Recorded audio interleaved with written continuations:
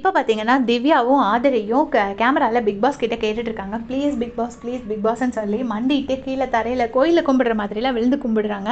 என்னதுக்கு அப்படின்னு பார்த்தீங்கன்னா, ஒரு துண்டு வெல்லம் வேணுமா, அந்த ஒரே ஒரு பீஸ் வெல்லம் கொடுங்க பிக் பாஸ், இங்கே எல்லாம் சுகர் பேஷண்ட்டாக இருக்காங்க, நாங்கள் சுகராக சாப்பிட்டு அதனால் கொஞ்சம் வெல்லம் கொடுங்க பிக் பாஸ், நாங்கள் வந்து பால் கொழுக்கட்டை பண்ணுறேன், சூப்பராக இருக்கும், உங்களுக்கும் கொடுக்குறேன் பிக் பாஸ் அப்படின்னு சொல்லி கேட்டுட்ருக்காங்க. நேற்றுக்கே திவ்யா பண்ண அப்பத்தை வந்து பிக் பாஸ் வாங்கினாரு, சாப்பிட்டாரு, சூப்பராக இருக்குன்னு சொன்னார். அன்றைக்கி பிரியாணி கொடுத்தாங்க, இதுக்கு முன்னாடி பூண்டு குழம்பு கொடுத்துருக்காங்க.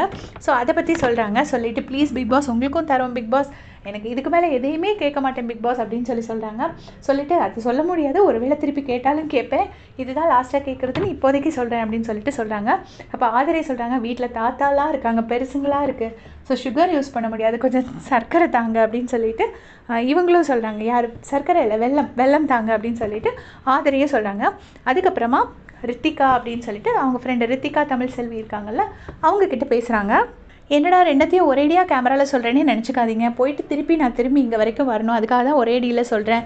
ரித்திகா நீ வந்து கண்டிப்பாக வருவேல்ல, வரும்போது பாப்பாவையும் கூட்டிகிட்டு வா, ரித்திகாவுக்கு பாப்பா பிறந்திருக்குல, அந்த பாப்பாவையும் கூட்டிகிட்டு வா, இப்போ வளர்ந்துருப்பாள்ல அவளையும் கூட்டிகிட்டு வா, அப்படி ஒருவேளை அப்பாவை கூட்டிகிட்டு வரேன்னா ஊர்லேருந்து ப்ராப்பராக அப்பாவுக்கு பஸ் டிக்கெட் போட்டு இங்கே வர சொல்லு, வரும்போது புட்டாவை கூட்டிகிட்டு வர சொல்லு அப்படிங்கிறாங்க. புட்டா யாருன்னு எனக்கு தெரியாது, புட்டாவை வர சொல்லு, கௌதமியும் வர சொல்லு, பத்திரமா அவங்கள காரில் கூட்டிகிட்டு வா அப்படின்னு சொல்லிட்டு இவங்க திவ்யா வந்துட்டு ரித்திகா தமிழ் செல்விகிட்ட சொல்கிறாங்க. ஸோ மோஸ்ட்லி ரித்திகா தமிழ் செல்வி தான் நெக்ஸ்ட் வீக் திவ்யாவை பார்க்க வராங்க போல இருக்கு.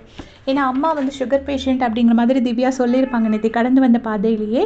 அது பார்க்காதவங்க இந்த வீடியோ போய் பாருங்கள். நான் நேற்று நைட்டு போஸ்ட் பண்ணியிருக்கேன், நைட்டு அரௌண்ட் 11:30க்கு.